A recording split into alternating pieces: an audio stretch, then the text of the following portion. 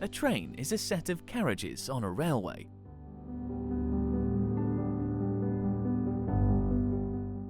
Early trains used horsepower and ran on wooden or iron tracks.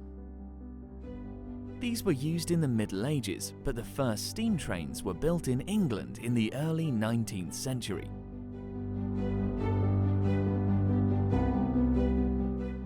There are many types of trains.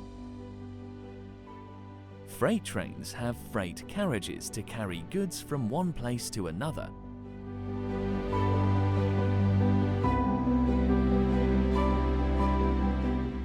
Passenger trains are usually a comfortable way of travelling.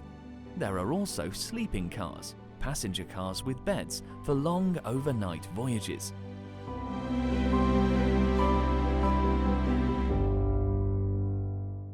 High-speed rail uses special, fast passenger trains on special tracks.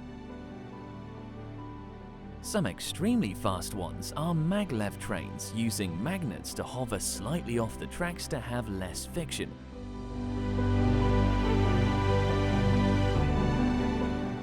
The Eurostar is a high-speed train service in Western Europe connecting London and Kent in the United Kingdom with Paris and Lille in France and Brussels in Belgium. It goes through the Channel Tunnel. That means you can wave goodbye to Big Ben and hello to the Eiffel Tower in about 2 hours, 15 minutes.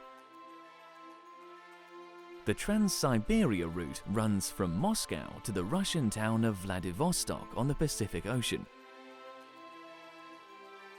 It is the longest railway in the world. At 9,288 kilometers long, the journey crosses 8 time zones and was built between 1891 and 1916. The Paris to Moscow train travel time is about 2 nights and is a wonderful way to view old European towns and villages. Did you know you can travel all the way from England to China by train?